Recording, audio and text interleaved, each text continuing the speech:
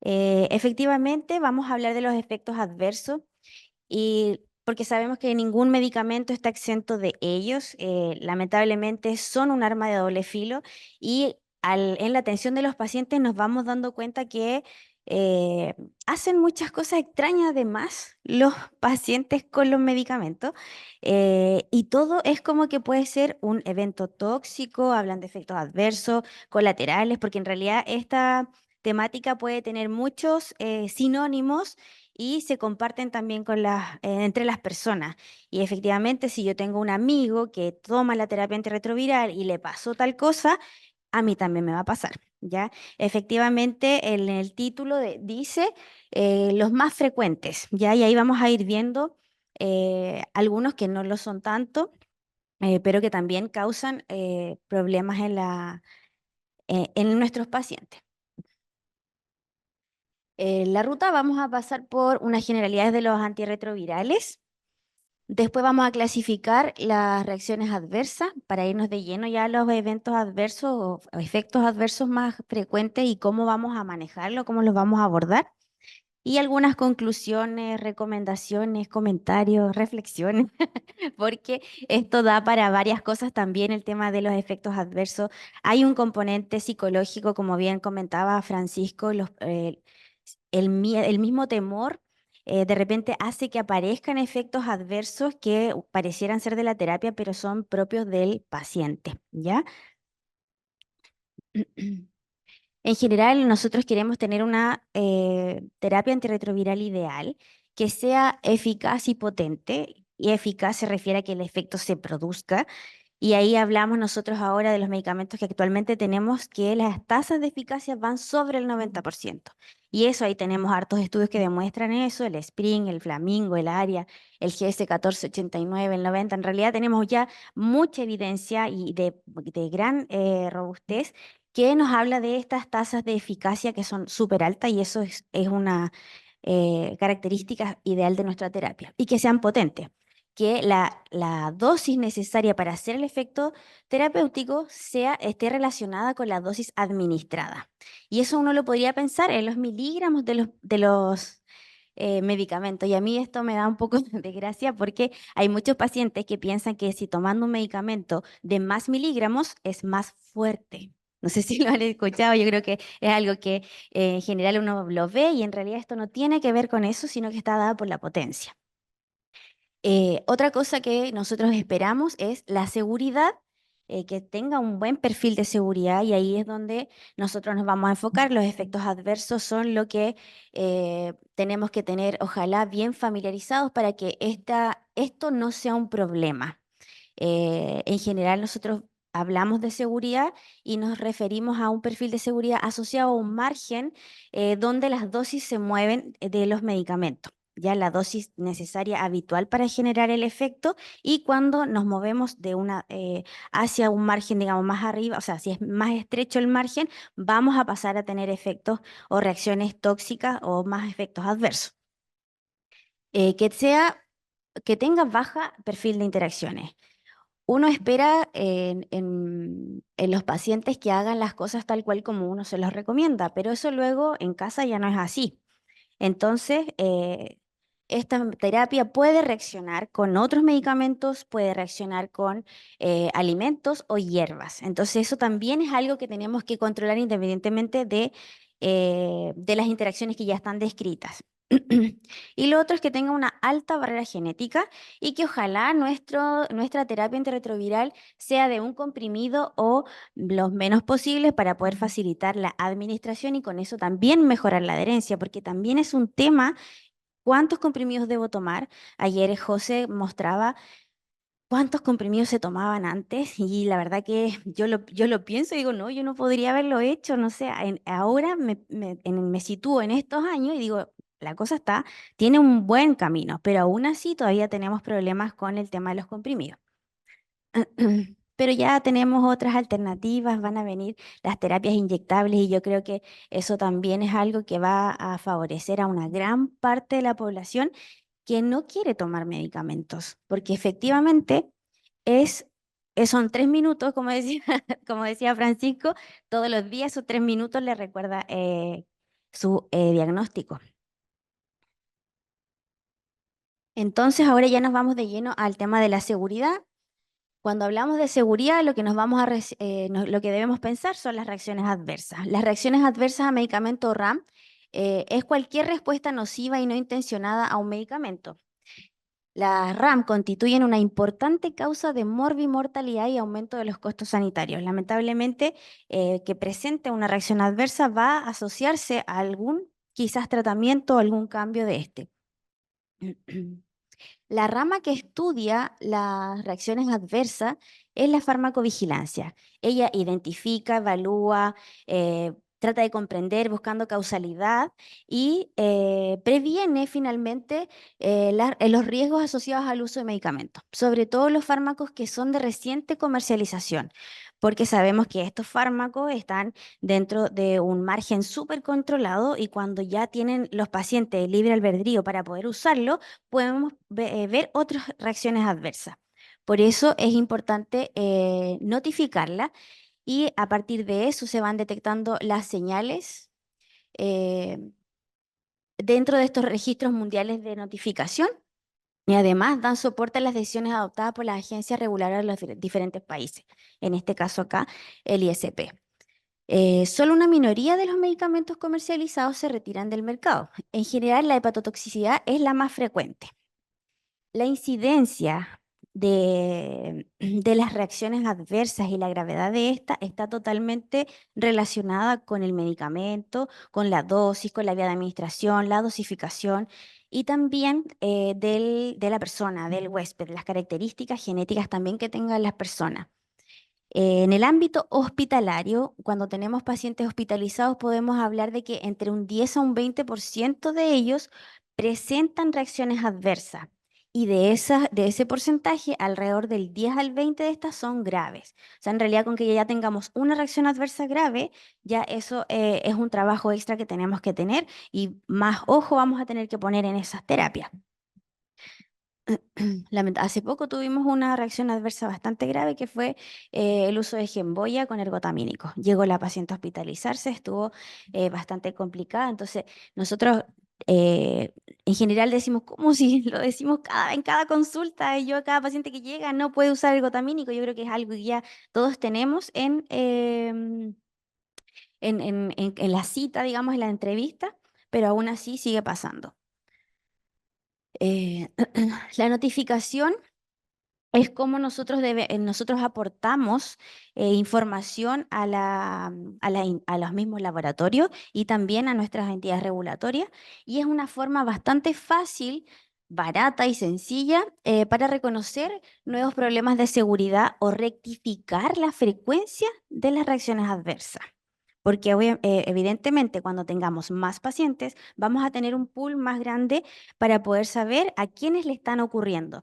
Ahora nosotros, yo he visto y la verdad que hago mea culpa, de repente yo veo reacciones adversas, pero esa ya la sabíamos. Así como que no dan ganas de notificarla porque uno dice, no, si la clorfenamina provoca boca seca, por decirles algo. Pero efectivamente eso nos va a ir aumentando la frecuencia con la que ocurre eso. Entonces, obviamente hay que priorizar porque tampoco tenemos tanto tiempo para estar notificando, a pesar de que el método es súper barato y sencillo. Ay, me pasé. Manuel, ya, sí, oye, mentira. Eh, es súper barato. El formulario es medio tedioso, es bien, medio largo.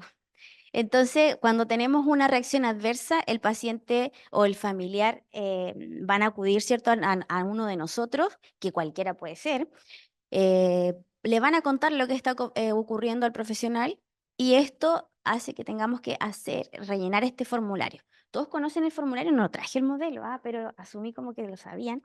Bueno, de todas maneras está en la página del ISP para que lo conozcan y bueno, le preguntan a sus QF también. En caso de que que no tengan un QF asignado al programa de VIH, porque no sé si ya todos los hospitales lo tienen, ahí desconozco, Francisco, si es que están todos los... Ay, que no es... mm, qué bueno, así que yo creo que por ahí ya se puede ir decantando y para que se realice finalmente las notificaciones. Ya, y este formulario se va al ISP y el ISP algún día nos puede contestar.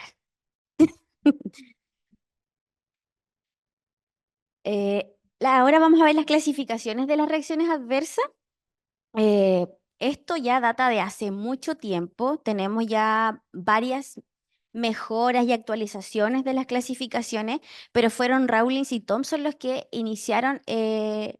Y a mí es la que más me gusta porque es como más fácil explicarla, porque efectivamente hay otras categorías que van viendo causalidad y ahí ya es un trabajo más fino, digamos. Pero en general podemos hablar de las reacciones adversas tipo A o predecibles, que van a ocurrir como resultado de la acción farmacológica del medicamento y por lo tanto son predecibles. Era como lo que les comentaba, nosotros sabemos que la terapia antirretroviral provoca náuseas y vómitos, por ejemplo. En algunas ocasiones puede ser la respuesta excesiva del efecto terapéutico y dependen en gran medida de la dosis administrada.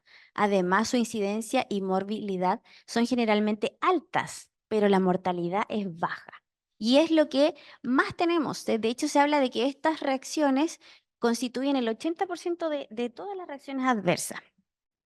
Y tenemos las tipo B, que son impredecibles, que también se llaman idiosincráticas o bizarras, que son efectos aberrantes, no relacionados con las acciones farmacológicas del medicamento, no dependen de la dosis y aunque su incidencia y morbilidad es baja, la mortalidad es alta, ¿ya? Porque aquí puede haber un componente inmunológico, que haya una susceptibilidad genética a que las personas puedan desarrollar una reacción adversa. Se puede clasificar también las reacciones adversas por gravedad. Tenemos las leves, que aquí no es necesario un antídoto ni tratamiento. eh, Hospitalización breve y ni siquiera nosotros en el ambiente ambulatorio la verdad que no vemos.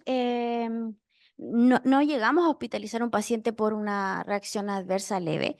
Moderado, aquí ya sí precisa una modificación de tratamiento. Por ejemplo, modificación de la dosis, adición de otro fármaco para poder calmar esta reacción adversa o aliviarla. Pero la interrupción de la administración del fármaco no es imprescindible.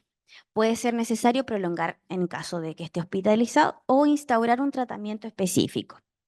Ya una reacción grave, esta va a poner en peligro la vida del paciente y exige interrumpir la administración del fármaco de la droga e instaurar también un tratamiento específico y mortal. Y también tenemos la clasificación por frecuencia. Y aquí cuando hablamos de muy frecuente nos vamos a referir que ocurre en el 10% o más de las personas. Frecuentes va a ocurrir entre el 1 y el 10%.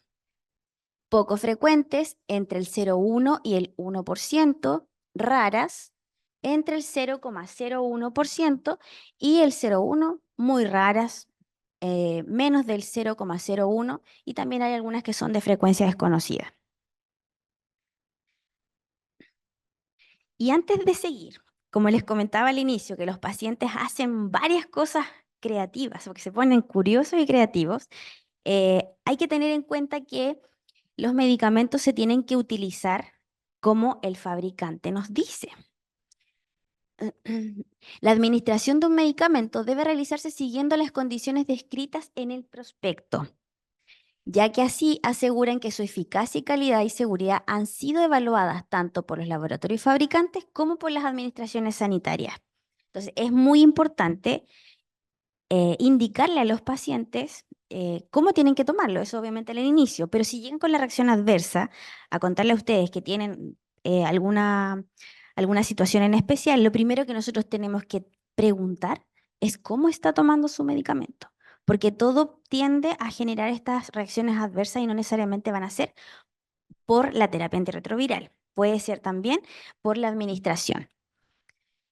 No todas las formas orales son susceptibles de manipulación, por lo que es importante conocer en qué casos puede hacerse de forma segura sin que afecte la eficacia, tolerabilidad y o seguridad del tratamiento. Manipular una forma farmacéutica puede alterar sus características de absorción, afectar a su estabilidad, hacer que produzca irritación local, que tenga un sabor inaceptable, impedir que el principio activo llegue a su lugar de acción o suponer riesgos de seguridad para quien lo manipula. Yo creo que esto lo han escuchado mucho, sí. Los pacientes les gusta triturar, moler, mascar los medicamentos y luego tienen toda irritada la lengua. El sabor es inaceptable y aún así lo hacen porque es algo que como, yo creo que lo que uno se lleva a la boca quiere ocupar los dientes, porque finalmente es como el acto de masticar, ¿ya? Entonces aquí es donde nosotros tenemos que también resguardar y siempre enseñarles cómo tienen que hacerlo.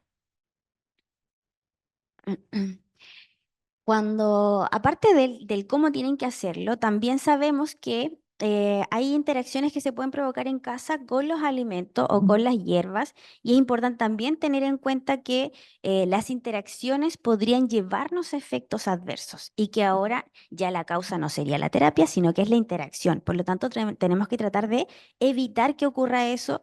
eh, con estas medidas. Por ejemplo, revisar la dieta del paciente, teniendo especial cuidado si sigue alguna dieta especial o si está tomando algún suplemento dietético o una planta medicinal. Evitar cambios bruscos en la alimentación en pacientes crónicos que toman medicamentos de estrecho margen terapéutico o pacientes de alto riesgo, ancianos, que aquí podríamos, esa palabra es como feita, ya, pero adultos mayores, ¿cierto? Polimedicados, insuficiencia renal e insuficiencia hepática. Informar adecuadamente a los pacientes de cómo se han de tomar los medicamentos en relación con las comidas. Esto es algo que, bueno, siempre nos preguntan a nosotros y tenemos en general nuestra terapia está súper bien, o sea, más que el Genboy, el Complera que uno siempre está explicando que tiene que ser con comida. Pero los demás ya tenemos la soltura de poder decir que puede ser con o sin comida. Cuando la recomendación indique con las comidas, se está refiriendo durante o inmediatamente después de ingerir los alimentos. Y aquí yo creo que igual les ha pasado que la gente no sabe cuál es el margen después de comer, por ejemplo. Después de comer 4 horas después de comer al tiro, como que ahí como que se confunden un poquito. Entonces igual es importante referir esta parte, que es durante o inmediatamente después de ingerir, porque ya sabemos que 2 horas después empieza el vaciamiento gástrico, entonces ahí ya no estamos frente a la condición de que sea con comida. En ayunas o fuera de las comidas también implica que hay que tomarlo con el estómago vacío, 1 hora antes o 2 horas después de las comidas. Y también valorar la necesidad en caso necesario de tomar algún suplemento vitamínico o evitar los suplementos vitamínicos en el caso de que hayan interacciones. Ay, me pasé un poco acá. Ahora, ¿qué hacemos cuando tenemos una reacción adversa?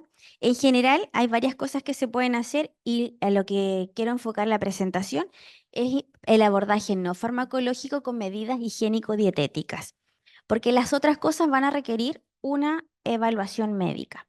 La modificación de la dosis, los horarios de administración, eso sí lo podemos hacer. Interrupción del fármaco o la medicación si es necesario. Cambio por un fármaco diferente o cuando las reacciones adversas son de origen alérgico o idiosincrático, conviene suspender el tratamiento y no administrarlo nuevamente. Ahora sí, ya nos vamos. Ay, ahí era. Ahora nos vamos a los efectos adversos. Bueno, yo creo que el primero de todos, el tema de las náuseas y los vómitos. Aquí lo causan casi todos los medicamentos. ¿Cómo podemos ayudar? Comer en porciones más pequeñas durante el día en lugar de 3 comidas grandes. En general, yo creo que en Chile se comen 3 comidas y son bastante copiosas. Llevar un régimen blando. Aquí la gente como dice, no, si yo como poquito, pero se comen algo súper grasoso, algo muy alto en fibra. Entonces ahí lamentablemente hay que indicarle y asesorar que el régimen blando va a incluir arroz, galletas de soda, o sea, como que hay que ser súper específico cuando hablamos del régimen blando. Evitar alimentos grasos y picantes, comer comidas frías en lugar de calientes, evaluar con el médico el uso de algún medicamento antiemético, esto en caso de que no pasen las náuseas, también tenemos que estar conscientes de que estos efectos adversos van a cesar en algún momento, por lo tanto vamos a estar controlándolos dentro de las 2 a 3 semanas posteriores de iniciar la terapia antirretroviral. Y claramente podríamos evaluar ahí algún medicamento antiemético, pero la verdad que es poco, muy poco. Hemos tenido que agregarle domperidona, una metoclopramida, como para poder pasar estos efectos adversos al inicio de una terapia. Ahora, claramente, cuando la terapia antirretroviral va acompañado de tratamientos para enfermedades oportunistas, ahí ya el escenario es otro. Efectivamente, las náuseas y los vómitos se vuelven un problema. Diarrea, que lo pueden provocar inhibidores de la proteasa, algunos inhibidores de análogos de la transcriptasa nucleóstidos o nucleósidos, raltegravir, el vitegravir con cobicistat. ¿Y qué puede ayudar? Comer menos alimentos grasos nuevamente, picantes y lácteos, comer menos alimentos que sean altos en fibra, como verduras crudas. Aquí lo ideal es decirle que hagan esa manzana cocida, hagan la pera cocida, cosa que puedan alimentarse, pero sin tanta cantidad de fibra insolubles, que finalmente es la que va a generar más diarrea. Cereales integrales o maní. También se puede evaluar con el médico algunos beneficios de tomar loperamida. Y aquí a mí me da miedo también usar la loperamida porque es un medicamento que efectivamente es un antidiarreico súper bueno, súper eficaz. Pero podría estar enmascarando alguna diarrea de origen infeccioso, por lo tanto podríamos empeorar el cuadro, ¿ya? Así que aquí, si no tenemos la seguridad que es una diarrea realmente causada por la terapia, es mejor no entregar este tipo de recomendación. También hay efectos a nivel del sistema nervioso central, como el trastorno del sueño. Yo creo que esto es algo que, bueno, nosotros ahora que tenemos el apoyo de Francisco también, estamos pesquisando más qué pacientes están con problemas de insomnio. En general lo provocan el efavirenz, dolutegravir, la entripsitabina también podría provocarlo, rilpivirina, el vitegravir covicistat, pero principalmente los dos primeros. Nosotros ya tenemos poquitos pacientes con efavirenz, el que más se lleva es el dolutegravir. Y dentro de las medidas higiénico-dietéticas, o sea, la higiene del sueño es importantísima porque primero vamos a ir a revisar qué hace para dormir nuestro paciente, hacer ejercicio regularmente, seguir un programa de sueño, que era como les comentaba el tema de la rutina, evitar tomar siestas, asegurarse de que la habitación sea cómoda para dormir, relajarse antes de ir a la cama con un baño de agua tibia o otra actividad que a la persona la relaje, evitar la cafeína y otros estimulantes, por lo menos unas 4 horas antes de ir a la cama. Y esto es relativo al tema de las horas, pero yo le diría de plantón no tome café en la tarde. Si vamos a poder, para ver si es que realmente es el estimulante, porque la gente dice, no, el café a mí ya no me hace nada, sí, puede ser, porque va generando una tolerancia a nivel de receptores, pero es importante que vayamos viendo cómo está la alimentación y la rutina del sueño de los pacientes. Y también, bueno, se puede evaluar con el médico el uso de medicamentos para dormir. Eh, y antes de llegar a un hipnótico, las drogacetas que le llamamos nosotros, o una benzodiazepina, podemos pasar también por melatonina. Y este año en el AIDS se publicó este pequeño estudio, pequeñito, un mini estudio, donde evaluaban los cambios en los parámetros cerebrales de la función cerebral cuando una persona viviendo con VIH tenía insomnio y cambiaba de tratamiento de inhibidores de integrasa, porque finalmente lo que nosotros queremos ahora es ver cómo vamos a evaluar las reacciones adversas o qué vamos a hacer frente a ella cuando un paciente ya no tolere, por ejemplo, el tema del insomnio. Ya pasamos por todas las medidas y ¿qué más hacemos? ¿Le vamos a agregar más medicamentos? ¿O vamos a ver si también hay algún componente ahí en la terapia antirretroviral que nos esté gatillando esto y que obviamente pueda hacer que fracase la terapia porque no va a adherir? Entonces aquí este pequeñito estudio nos da una luz de como que va a ser la partida, yo creo, de que se empiece a ver este tema del insomnio como que vamos a necesitar una solución en el mediano plazo, corto, mediano plazo. Como les comentaba, el estudio es súper chiquitito, 19 pacientes, o sea, ni siquiera lo podemos evaluar con parámetros estadísticos, por eso también los resultados van a estar ni siquiera en la media, sino que en mediana. Eh, los pacientes todos eran hombres de raza blanca, estaban suprimidos, tenían un muy buen recuento SE4. Los regímenes que ellos tenían estaban basados en dolutegravir, dolutegravir, abacavir, lamivudina, dolutegravir, tenofovir, emtricitabina y dolutegravir, lamivudina. Estos pacientes fueron switchados a Biktarvy, 7 de ellos, 12 se mantuvieron con el dolutegravir y les fue bastante bien a Bictegravir, porque mejoraron los parámetros que midieron, que en general fue el autorreporte eh, de calidad de vida y sueño, resonancia magnética y algunos biomarcadores a nivel plasmático. Esto la verdad que este estudio es bastante caro porque uno no va a tener para hacerle los exámenes de resonancia magnética a los pacientes, porque nosotros el tema del insomnio igual es algo un poco subjetivo, cómo dormiste, bien, mal, la verdad que eso es algo igual necesitamos algo más tangible para poder medirlo y aquí se hizo con la resonancia magnética. No podemos concluir nada de todas maneras, no, no da para concluir, pero sí da para pensar que esto es el punto de partida para que se siga estudiando esto. Se requiere más evidencia, esta evidencia es bastante baja, pero sí yo creo que vamos para allá. También pueden haber cambios de humor, depresión y ansiedad. Los cambios de humor incluyen a la depresión y la ansiedad pueden ser un efecto secundario del con medicamentos contra el VIH. Pero los cambios de humor también pueden ser un síntoma del VIH. O sea, aquí lamentablemente pueden solaparse ambas cosas. Lo provocan estos medicamentos.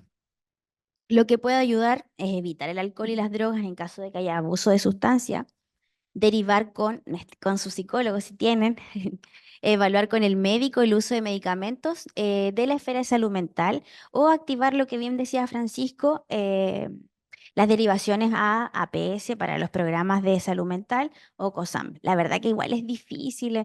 Uno como que dice, tengo estas alternativas, pero cuando las quieres usar, también tenemos una piedra de tope porque mandar nuestros pacientes a la red en general vuelven y no con buenos resultados. Así que igual ahí tenemos un independiente que está la opción. No siempre los resultados son los que uno espera. La salud mental sigue estando desfavorecida en nuestro país. Yo creo que de todas maneras hay que seguir impulsando a que esto se resuelva en un corto plazo. Ay. Otros efectos adversos a nivel del sistema cardiovascular, tenemos los niveles altos de colesterol y triglicéridos. Aquí lo que puede ayudar es evitar fumar, hacer más ejercicio, reducir la cantidad de grasas saturadas en la dieta, comer pescado y otros alimentos altos en ácidos grasos omega 3. Y aquí yo creo que esto es algo que tenemos que potenciar. Hay harta evidencia que muestra que el omega 3 es útil en reducir los lípidos en sangre. Esto incluye también nueces, semillas de chía y linaza, pero obviamente va a tener mucho menos concentración que comer pescado. Y ahí, por ejemplo, tenemos nuestra dificultad con las personas que son vegetarianas o veganas, que hay que suplementarlo y ahí tienen que asistir a controles con su nutricionista, con nutriólogo, porque es súper importante que mantengan sus niveles en sangre adecuados. Derivar con nutricionista en caso necesario, evaluar con el médico también la toma de estatinas u otros hipolipemiantes. La estatina, ya saben, yo creo que todos ven cuando lleva la terapia antirretroviral, va a llevar su atorvastatina o rosuvastatina, lo que tengan. También existen otros lipolipemiantes como el genfibrosilo, o ciprofibrato. Ahora también tenemos más acceso al ezetimibe. Hay algunas resinas. La verdad que opciones hay para poder tratar el tema del colesterol y disminuir el riesgo cardiovascular. Y la ganancia de peso, que también ya la hemos escuchado todo el rato, que con la nueva era de los medicamentos, los INSTI, los pacientes, perdón, ganan peso. ¿Qué puede ayudar? A hacer ejercicio, reducir la cantidad de grasa y carbohidratos en la dieta y derivar con nutricionista y nutriólogo. La verdad que más que eso, está difícil poder hacer algo porque más que, o sea, decirles que traten o sea, de comer lo necesario. Pero sabemos también que la ganancia de peso no es tan alta, pero sí va a ser un componente que va a preocupar a las personas y esto también estamos en este ambiente obesogénico que también causa que finalmente uno coma más de lo necesario. También en el ley se mostró otro estudio, el DEFINE, que es un estudio está en fase 4 randomizado, activo controlado, abierto y multicéntrico. Ya este era un estudio de 103 personas y aquí lo que hicieron fue, los pacientes estaban con un INSTI, con un inhibidor de integrasa, más el tenofovir alafenamida con emtricitabina. Y bueno, este estudio, esta es la segunda parte. Hubo una primera parte a las 24 semanas, pero la verdad que los resultados no fueron tan alentadores como lo que mostraron ahora a la semana 48. Y a estos pacientes los switcharon a darunavir, perdón, con cobicistab, emtricitabina y tenofovir alafenamida. Y aquí a las 48 semanas sí se pudo ver una variación de peso. Y aquí mostraban que el 30% de los participantes habían bajado más del 3% de peso. Y ahí estábamos hablando de casi 4 kilos, 3 kilos 75, 3,75 kilos, eso. Entonces esto también nos va a ayudar a que estos pacientes que están con este más del 10% de su peso, que hayan ganado más del 10% del peso, podríamos tener una opción eh, de hacer un switch. Y tenemos efectos adversos a nivel de piel, como erupciones cutáneas. En general, estos rash, digamos, lo pueden provocar los inhibidores de la proteasa. En realidad, cualquier medicamento podría provocarlo. Emtricitabina, raltegravir.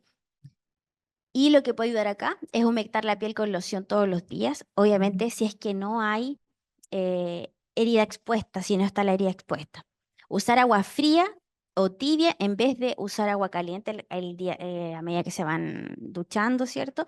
Usar jabones y detergentes suaves, no irritantes. Y aquí suaves vamos a hablar del pH más que nada, que sea pH 5 hacia abajo. Ya sabemos que los jabones son básicos.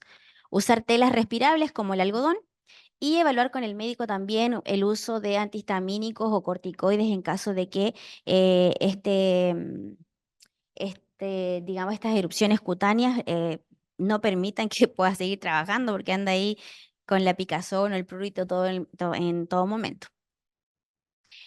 Pero aquí tenemos que tener una consideración importante porque una erupción cutánea que empieza rápidamente y se propaga, hay problemas para respirar o tragar, tienen ampolla, ya no estamos hablando de un par de ronchitas, de unos granitos, no, una ampolla, especialmente alrededor de la boca, nariz y ojo, puede ser una señal de una reacción alérgica u otra afección grave. Y aquí no le vamos a decir que se ponga crema ni que se duche, no, aquí lo vamos a mandar a la urgencia porque aquí sí puede haber algo más grave.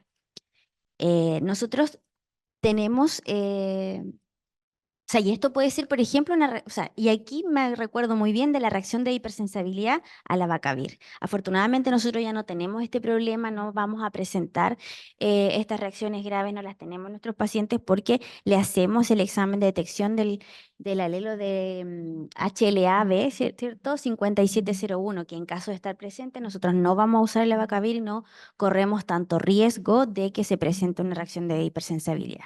Y eso todo gracias a la farmacogenómica, que es maravilloso. Yo creo que ojalá nosotros podamos seguir teniendo más factores que nos predigan efectos adversos.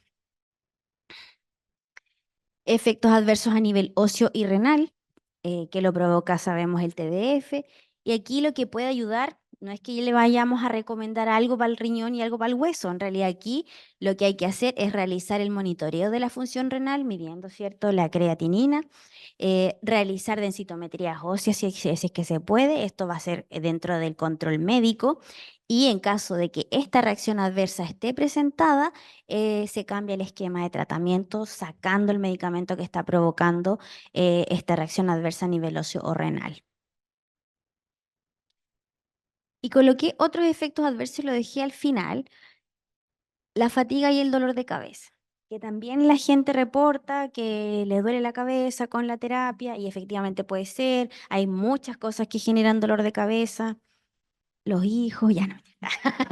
No, no sé, pero la verdad que aquí es un poco más, o sea, hay que entrar como a ver si es que realmente puede ser la terapia antirretroviral o puede ser que esté viviendo un periodo de estrés o que esté viviendo, que durmió mal. Entonces aquí ya lo que puede ayudar es comer alimentos nutritivos para aumentar la energía en caso de fatiga, hacer ejercicio con la mayor frecuencia posible, evitar fumar y tomar alcohol, seguir un programa de sueño y evitar tomar siestas. El tema de la rutina que les comentaba, la rutina del sueño.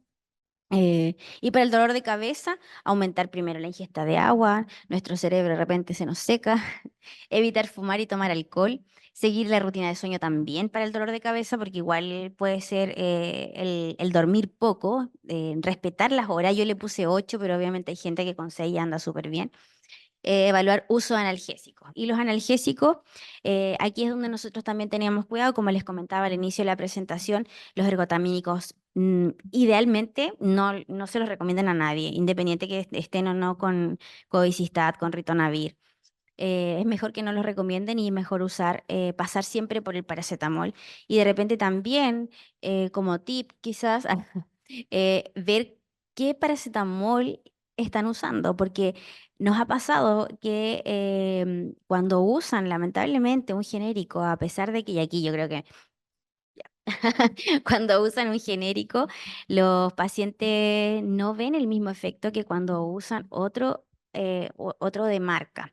Entonces, igual de repente dicen, no, el paracetamol me hace mal, pero quizás cómprese un Panadol, vea cómo anda.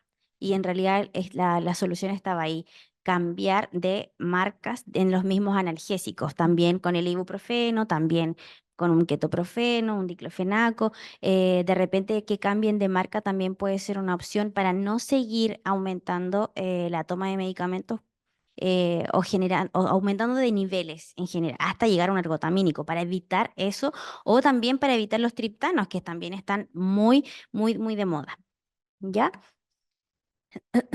En conclusión, tomar los medicamentos contra el VIH exactamente como los recetan es importante para que funcionen adecuadamente.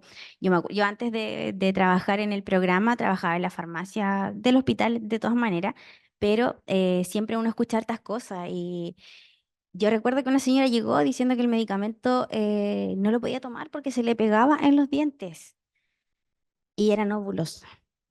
No tenía que tragarlo, no tenía que comerlo.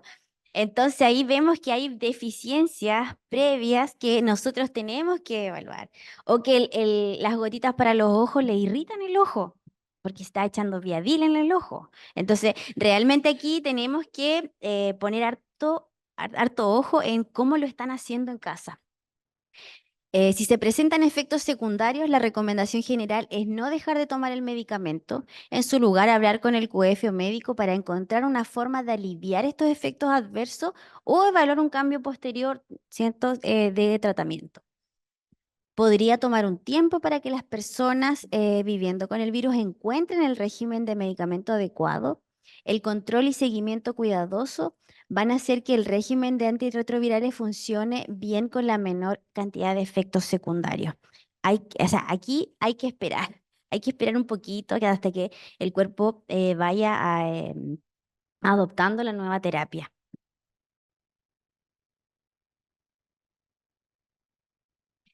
Ay, me pasé. Prevenir.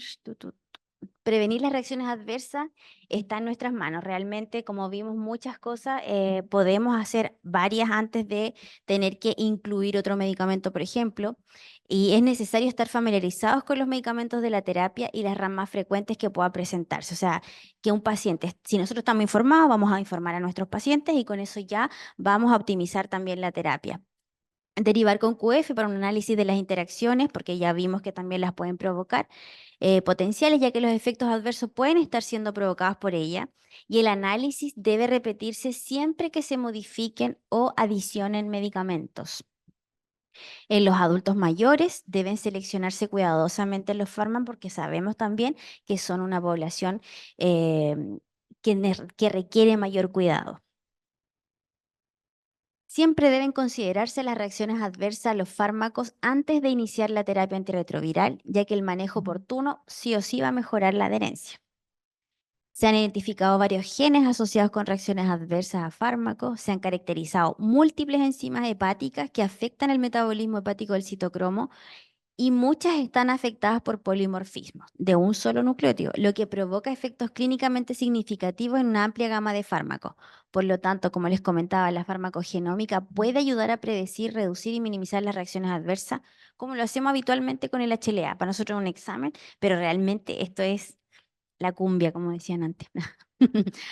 A pesar de que la notificación espontánea de RAM es barato y sencillo, está infranotificado. O sea, realmente no estamos notificando las reacciones adversas y es el llamado igual hoy día a que ojalá podamos el día lunes, ya, así, cuando lleguemos, empezar a notificar, porque es importante tener una buena base de datos que mantenga nuestros datos de nuestra raza, porque no es lo mismo los efectos adversos que reportan en Estados Unidos, que es los que tenemos acá nosotros con nuestras personas. Y yo no les traje un QR como Francisco, yo les traje el toro, el toro que está en la plaza. Y eso sería. Muchísimas gracias.